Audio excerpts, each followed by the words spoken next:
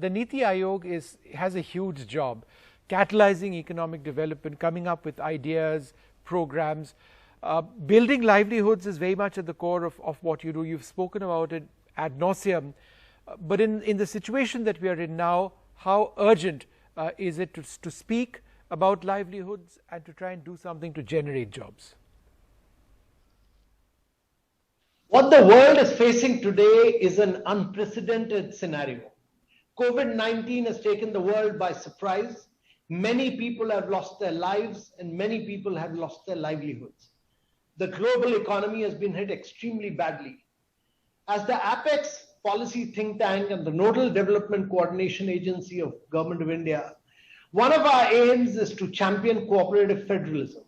We work with state governments, NGOs, and the private sector with the aim of catalyzing the economic development of India and ensuring that no Indian is left behind from India's development story. Recently, the Prime Minister entrusted us with the responsibility of working with the private sector to develop technology products which will enable India to leapfrog in the post-COVID era.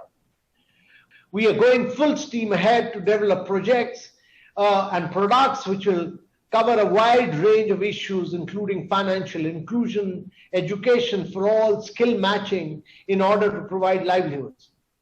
Ultimately, it is the people of India who will drive our growth stories. People are the building blocks of economic development of India.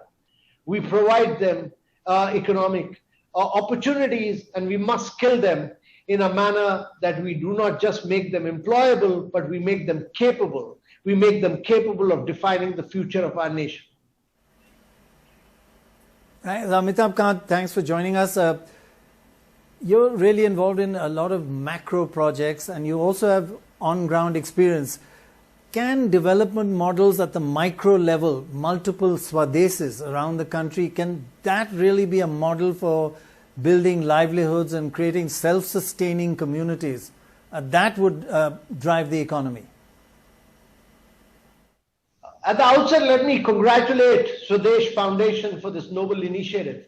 More than ever, we need to work towards building self-sustained livelihoods and driving the rural economy. The rural economy has already emerged as a powerful driver which is leading our economic recovery.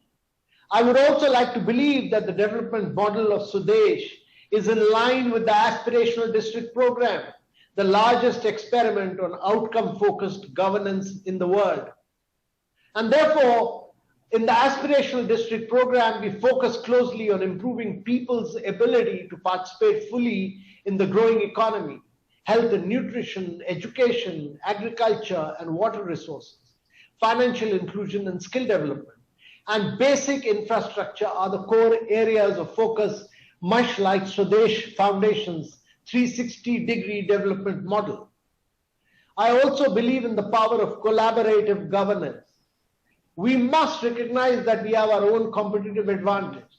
The government may be good in one thing and the private sector and NGO in another. How do we establish a synergy between these two with the ultimate aim of maximizing development impact and the delivery of public goods?